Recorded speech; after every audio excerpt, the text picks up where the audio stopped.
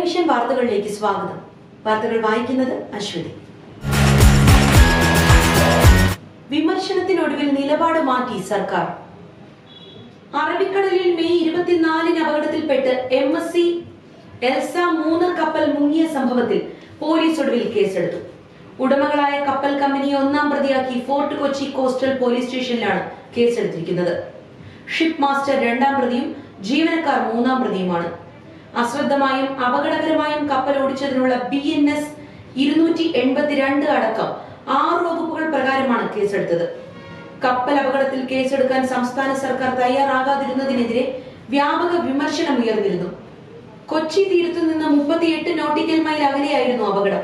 24 ജീവനക്കാരെയും നാവികസേനയും കോസ്റ്റ് ഗാർഡും ചേർന്ന് രക്ഷപ്പെടുത്തിയിരുന്നു. വിദേശികളായ ഇവരാരും കേരളം വിട്ടിട്ടില്ല.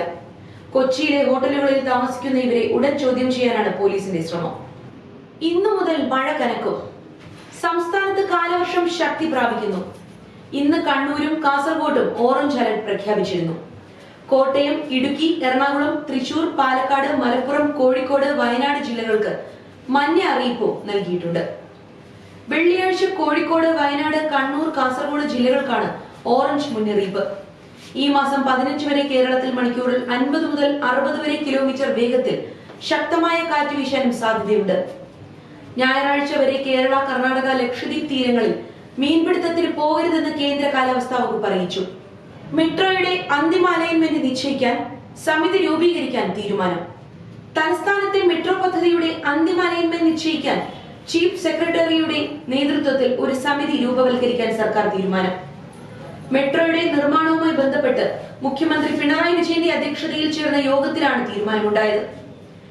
ഈ സമിതി മെട്രോയുമായി ബന്ധപ്പെട്ട അലൈൻമെന്റ് ഉൾപ്പെടെയുള്ള കാര്യങ്ങൾ പരിശോധിക്കുകയും സർക്കാരിന്റെ നിർദ്ദേശങ്ങൾ സമർപ്പിക്കുകയും ചെയ്യും. റവന്യൂ, ധനകാര്യം, തദ്ദേശ സ്വയംഭരണം, ട്രാൻസ്പോർട്ട് വകുപ്പ് സെക്രട്ടറിമാർ സമിതിയുടെ ഭാഗമായിരിക്കും. കൊച്ചി മെട്രോ റെയിൽ ലിമിറ്റഡ് സർക്കാരിന് സമർപ്പിച്ച പദ്ധതി രേഖയുടെ അടിസ്ഥാനത്തിലാണ് യോഗത്തിൽ ചർച്ചകൾ നടന്നത്. ഇന്ന് ബാലാലയ പ്രതിഷ്ഠ ദിനം. മലയൻകീഴ് ശ്രീ കൃഷ്ണസ്വാമി ക്ഷേത്രത്തിൽ ഉപദേവനായ മഹാദേവന്റെ കാലപ്പഴക്കം ചെന്ന ക്ഷേത്രം പുതുക്കി പണിയുന്നു. ഇതിനായി ആചാരവിധി പ്രകാരം ക്ഷേത്ര തന്ത്രി പരമേശ്വരൻ വാസുദേവൻ ഭട്ടതിരിപ്പാടിന്റെ നിർദ്ദേശമനുസരിച്ച് 12-ന് രാവിലെ 10:40-ന് ഉപദേവ വിഗ്രഹം ബാലാലയത്തിലേക്ക് മാറ്റി പ്രതിഷ്ഠിച്ചു. വോട്ടർ പട്ടികയിൽ നിലവിലെ വീട്ടു നമ്പർ തന്നെ നൽകും. തദ്ദേശ സ്വയംഭരണ സ്ഥാപനങ്ങളിലേക്കുള്ള തിരഞ്ഞെടുപ്പിന് വോട്ടർ പട്ടിക പുതുക്കാൻ നിലവിലുള്ള വീട്ടു നമ്പർ തന്നെ ഉപയോഗിക്കും. വാർഡ് വിഭജനം അന്തിമമാക്കിയ ശേഷം വൈകാതെ വീടുകൾ ഉൾപ്പെടെയുള്ള എല്ലാ കെട്ടിടങ്ങൾക്കും പുതിയ നമ്പർ നൽകും. കെട്ടിടങ്ങൾക്ക് ഡിജി ഡോർ പിൻ നമ്പർ നൽകണോ, നിലവിലുള്ള രീതിയിൽ തന്നെ മതിയോ എന്ന് സർക്കാർ തീരുമാനമായില്ല. വൈകുന്നതിനാലാണ് ഇപ്പോഴുള്ള നമ്പർ തന്നെ വോട്ടർ പട്ടികയിൽ ഉപയോഗിക്കാൻ തിരഞ്ഞെടുപ്പ് കമ്മീഷൻ തീരുമാനിച്ചത്. തട്ടിപ്പ് കേസ് ഇനി ക്രൈംബ്രാഞ്ച് അന്വേഷിക്കും. നടൻ കൃഷ്ണകുമാറിന്റെ മകൾ ദിയ കൃഷ്ണയുടെ കടയിൽ നടന്ന തട്ടിപ്പുമായി ബന്ധപ്പെട്ട കേസുകൾ ക്രൈംബ്രാഞ്ച് അന്വേഷിക്കും. നിലവിൽ കേസ് അന്വേഷിക്കുന്ന മ്യൂസിയം പോലീസിന് ക്രമസമാധാന ചുമതലകൾ ധാരാളം ഉള്ളതിനാൽ ഈ കേസ് അന്വേഷിക്കാൻ പ്രായോഗിക ബുദ്ധിമുട്ടുണ്ടെന്ന് കഴിഞ്ഞ ദിവസം സിറ്റി പോലീസ് കമ്മീഷണർ റിപ്പോർട്ട് നൽകിയിരുന്നു. ഇതിന്റെ അടിസ്ഥാനത്തിലാണ് അന്വേഷണം ക്രൈംബ്രാഞ്ചിന് വിട്ടുകൊണ്ട് കഴിഞ്ഞ ദിവസം DGP ഉത്തരവിട്ടത്. അതേസമയം ദിയ നൽകിയ കേസിലെ പ്രതികളായ ജീവനക്കാരികൾ ഒളിവിൽ പോയതായി പോലീസ് അറിയിച്ചു. ആഭരണക്കടയിൽ എത്തിയിരുന്ന പണം 3 ജീവനക്കാരികൾ ചേർന്ന് QR കോഡിൽ കൃത്രിമം കാട്ടി സ്വന്തം അക്കൗണ്ടിലേക്ക് മാറ്റിയതായാണ് കേസ്. ഇത്തരത്തിൽ 60 ലക്ഷത്തിലേറെ രൂപ തട്ടിച്ചതിനുള്ള തെളിവുകളുമായാണ് കൃഷ്ണകുമാറും ദിയയും പോലീസിൽ പരാതി നൽകിയത്. BJPക്ക് പുതിയ അധ്യക്ഷൻ വരുന്നു. BJPയുടെ പുതിയ ദേശീയ അധ്യക്ഷനെ പാർലമെന്റിന്റെ മഴക്കാല സമ്മേളനത്തിന് മുൻപ് തിരഞ്ഞെടുക്കും. ഈ മാസം ഒടുവിലോ അടുത്ത മാസം ആദ്യമോ പ്രഖ്യാപനം ഉണ്ടാകുമെന്ന് പാർട്ടി കേന്ദ്രങ്ങൾ പറഞ്ഞു. അധ്യക്ഷ പദവിയിലേക്കുള്ള നേതാവിനെ സമവായത്തിലൂടെ തിരഞ്ഞെടുക്കാനുള്ള നടപടികൾ അണിയറയിൽ ഒരുങ്ങിയെന്നും നേതാക്കൾ സൂചന നൽകി. നിലവിലുള്ള ദേശീയ അധ്യക്ഷൻ JP നഡ്ഡ 2ാം വട്ടം കാലാവധി കഴിഞ്ഞ് തുടരുകയാണ്. അധ്യക്ഷ സ്ഥാനത്തേക്ക് മുതിർന്ന കേന്ദ്രമന്ത്രിമാരും നേതാക്കളും പരിഗണനയിലുണ്ട്. ധർമ്മേന്ദ്ര പ്രധാൻ, മനോഹർ ലാൽ ഖട്ടാർ, ഭൂപേന്ദർ യാദവ്, ശിവരാജ് സിംഗ് ചൗഹാൻ, അർജുൻ മേഘ്വാൾ, പ്രഹ്ലാദ് ജോഷി, കിഷൻ റെഡ്ഡി തുടങ്ങിയവരാണ് പരിഗണനയിലുള്ള കേന്ദ്രമന്ത്രിമാർ. ആന്ധ്രാപ്രദേശ് BJP അധ്യക്ഷ D പുരന്തീശ്വരി, മഹിളാ മോർച്ച ദേശീയ അധ്യക്ഷ വനതി ശ്രീനിവാസൻ, ഉത്തർപ്രദേശ് ഉപമുഖ്യമന്ത്രി കേശവ് പ്രസാദ് മൗര്യ, നേതാക്കളായ ഡോക്ടർ ദിലീപ് ജോഷി, സുനിൽ ബൻസാൽ, തരുൺ ചുഗ്, വിനോദ് താവഡെ തുടങ്ങിയ പേരുകളും ചർച്ചയിലുണ്ട്. കമ്പനിയുടെ നടത്തിപ്പിൽ പിതാവിന് പങ്കില്ലെന്ന് വീണ. എക്സാലോജിക് സൊല്യൂഷൻസ് എന്ന തന്റെ കമ്പനിയുടെ നടത്തിപ്പിൽ പിതാവിന് യാതൊരു പങ്കുമില്ലെന്ന് വിശദീകരിച്ച് മുഖ്യമന്ത്രി പിണറായി വിജയന്റെ മകൾ ടി വീണ ഹൈക്കോടതിയിൽ എതിർ സത്യവാങ്മൂലം ഫയൽ ചെയ്തു. CMRL-ഉം എക്സാലോജിക്കും തമ്മിലുള്ള ഇടപാടുകൾ സുതാര്യമാണ്. CBI അന്വേഷണം ആവശ്യപ്പെടുന്നത് ചെളിവാരി എറിയാനാണെന്നും സത്യവാങ്മൂലത്തിൽ പറയുന്നു. തന്റെ ഭർത്താവും മന്ത്രിയുമായ മുഹമ്മദ് റിയാസിനും കമ്പനിയുമായി യാതൊരു ബന്ധവുമില്ല. റിയാസ് തിരഞ്ഞെടുപ്പ് സത്യവാങ്മൂലത്തിൽ വെളിപ്പെടുത്തിയ തന്റെ വരുമാനവും യഥാർത്ഥ വരുമാനവും തമ്മിൽ അന്തരമുണ്ടെന്ന ആരോപണം തെറ്റിദ്ധരിപ്പിക്കുന്നതാണ്. ഹർജിയിൽ ഉന്നയിച്ച വിഷയം മുൻപ് മാത്യു കുഴൽനാടൻ MLA-യും കളമശ്ശേരി സ്വദേശി പരേതനായ ഗിരീഷ് ബാബുവും വിജിലൻസ് അന്വേഷണം ആവശ്യമായി ഉന്നയിക്കുകയും വിജിലൻസ് കോടതി തള്ളുകയും ചെയ്തതാണെന്നും ഈ ഉത്തരവ് ഹൈക്കോടതിയും ശരിവെച്ചിരുന്നതാണെന്നും സത്യവാങ്മൂലത്തിൽ പറയുന്നു. ഓണത്തിന് ഒരു മുറം പച്ചക്കറിയുടെ സംസ്ഥാനതല ഉദ്ഘാടനം നടന്നു.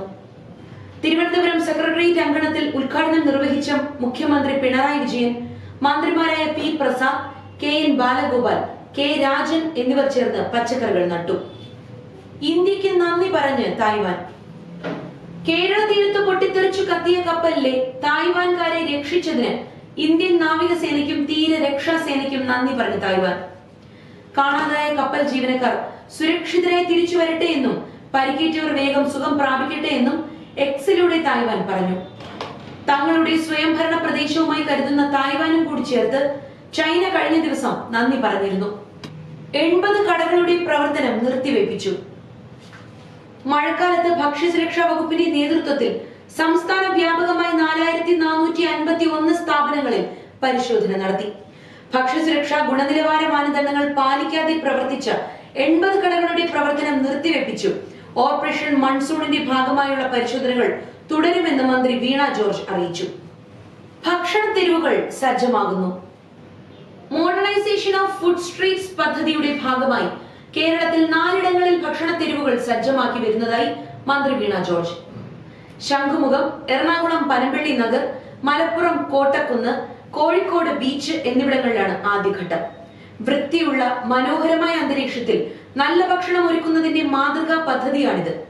1 കോടി രൂപ വീതം ചിലവഴിച്ച് ഭക്ഷ്യസുരക്ഷാ മാനദണ്ഡങ്ങൾ പാലിച്ചു നിർമ്മിച്ച ആധുനിക ഫുഡ് സ്ട്രീറ്റുകളാണ് ഇവയെന്നും മന്ത്രി പറഞ്ഞു. തിരുവനന്തപുരം ജില്ലയിൽ ശംഖുമുഖത്തുള്ള ഫുഡ് സ്ട്രീറ്റ് ആണ് നവീകരിച്ചത്. നിർമ്മിതി കേന്ദ്രത്തിനാണ് നിർമ്മാണ ചുമതല. ഭക്ഷ്യസുരക്ഷാ ഗുണനിലവാര നിയമം 2006 പ്രകാരം കൃത്യമായ മാനദണ്ഡങ്ങൾ പാലിച്ചായിരിക്കും വിൽപ്പനാ കേന്ദ്രങ്ങൾ പ്രവർത്തിക്കുക. ഫോസ്റ്റാഗ് പരിശീലനം ലഭിച്ച ജീവനക്കാരുടെ സേവനം ഉറപ്പാക്കും. Food safety standards authority of ഇന്ത്യയുടെയും ദേശീയ ആരോഗ്യ ദൗത്യത്തിന്റെയും സഹകരണം പദ്ധതിക്കുണ്ട്. തരൂരിന് പദവി നൽകാൻ തീരുമാനം. ഓപ്പറേഷൻ സിന്ദൂർ വിശദീകരിക്കാൻ വിദേശത്തേക്ക് പോയ പ്രധാന സംഘത്തിലെ അധ്യക്ഷനാക്കിയതിനു പിന്നാലെ ശശി തരൂരിന് വീണ്ടും പദവി നൽകാൻ കേന്ദ്രം ആലോചിക്കുന്നതായി സൂചന. ഇത്തരം ആവശ്യങ്ങൾക്ക് വിദേശത്തേക്ക് പോകാൻ MPമാരുടെ സ്ഥിരം സംഘം ഉണ്ടാക്കാനും അതിന്റെ അധ്യക്ഷനായി തരൂരിനെ നിശ്ചയിക്കാനുമാണ് സൂചന.